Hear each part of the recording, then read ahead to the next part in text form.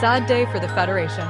After the funeral and sending the death letters, John sat on his seat, exhausted at the emotional turmoil he was undergoing. John was surprised that there was another letter addressed to him from Paul. In Paul's voice. I know that if you're reading this, what I expected came to pass. I always understood that our world is a harsh one, but I always believed that we were never put in this world as a curse, but as a force for good. I know that our life will end, but I choose to spend mine with meaning. You and I always saw the beauty of Atlas. But you know better, we came from the slums of Mantle, and we wish to share that beauty with the rest. But that wasn't in the interest of the rich and the powerful. And we would have to face against the world to break their so-called power and give the common ordinary people hope. I enlisted because I want to give something back to people, and I know you know what it is. Hope. I will fight and die for the people, and I know you do too. But you have to live. You started this, and you should be the one to finish it. I will see you on the other side. John tears up knowing he made the tactical error and costed him his friend's life. But then he decided he will never make this mistake again and passed a new command. Survive. He was at the docks addressing his men. John, there is nothing feeble in my moral code. I cherish life, that is why I fight to protect it. I mourn every man I lose and every sacrifice I make. 1 or 1,000, they are all lives. Troopers, Aurora. John, we may have a mission and a war to fight, but only by surviving will be our true victory.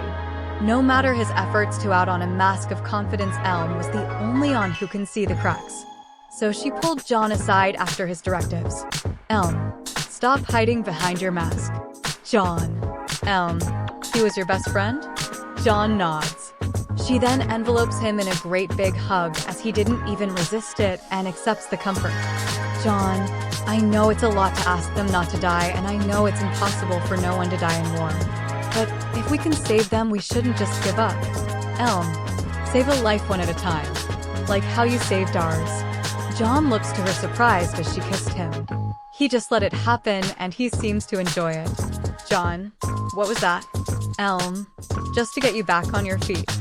John, haha. Neo, wow, that was gold. They both looked to Neo, who was recording everything with a scroll.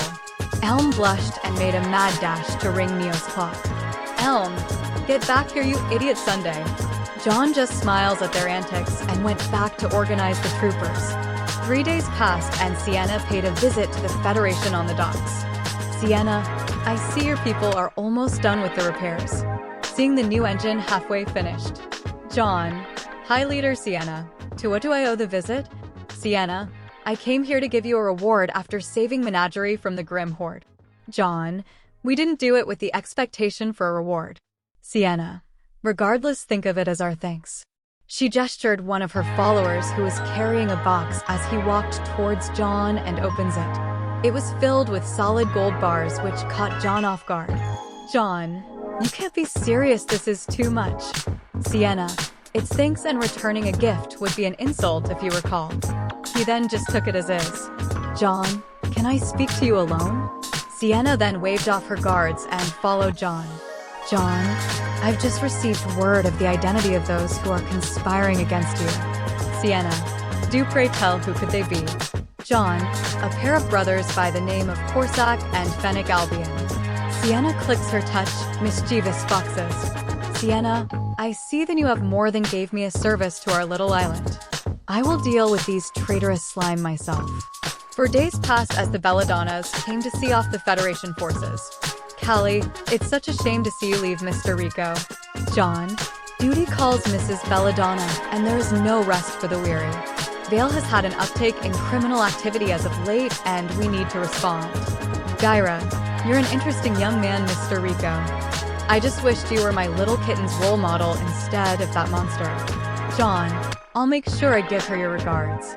Callie hugged John and thanks him for all the help he's given.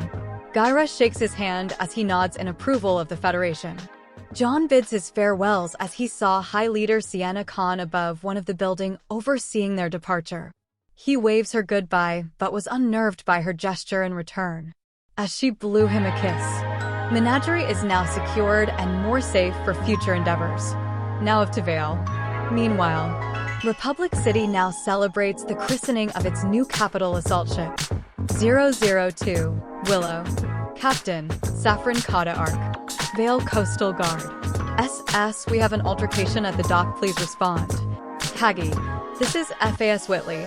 Along with FAS Adern, we're responding to your call for help. Acknowledge? Vale Coastal Guard. Acknowledged.